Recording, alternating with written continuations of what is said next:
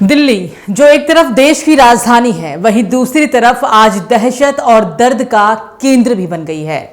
10 नवंबर की शाम लाल किले के पास हुए जबरदस्त धमाके ने पूरे देश को झकझोर कर रख दिया है।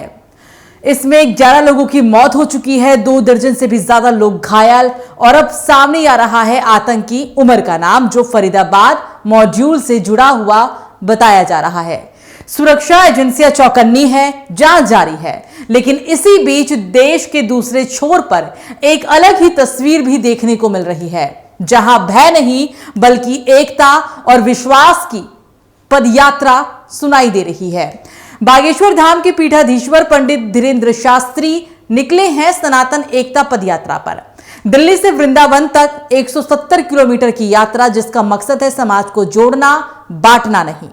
बागेश्वर धाम के पीठाधीश्वर पंडित धीरेंद्र कृष्ण शास्त्री एक बार फिर से सुर्खियों में है, लेकिन इस बार किसी विवाद या फिर दरबार की वजह से नहीं, बल्कि सनातन एकता और सामाजिक समरसता के संदेश के साथ। दिल्ली से वृंदावन तक करीब 170 किलोमीटर लंबी एकता पदयात्रा पर निकले हैं धीरेंद्र शास्त्री।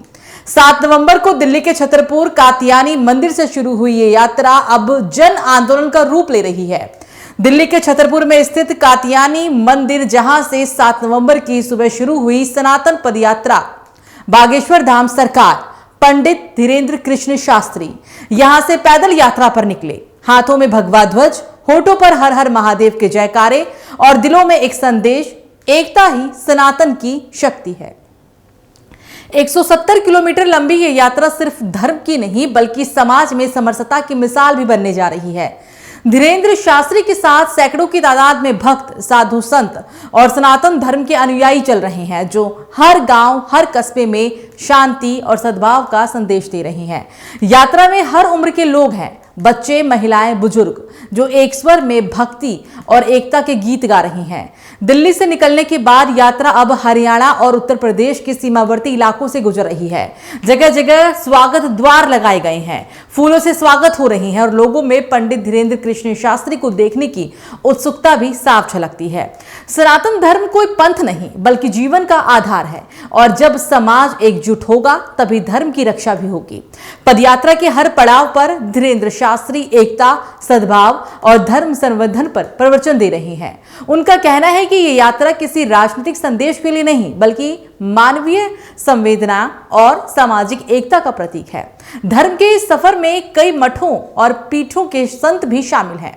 दिल्ली, मथुरा, फरीदाबाद, आगरा तक इस यात्रा ने धार्मिक एकता की नई मिसाल कायम की है। सनातन हिंदू एकता पदयात्रा का आज चौथा दिन है। आज रात पलवल में रात्रि विश्राम होगा और इसके बाद 12 नवंबर को होडल मंडी से वंचवारी तक की यात्रा होगी।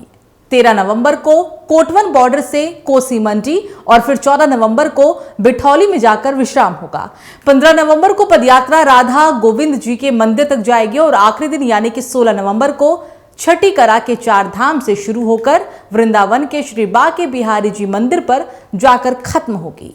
170 किलोमीटर के सफर में धीरेंद्र शास्त्री की ये यात्रा दिल्ली, हरियाणा, उत्तर प्रदेश से 400 से भी ज्यादा इलाकों से होकर गुजरेगी, जिनमें शहर, गांव, कस्बे और बस्तियां शामिल है।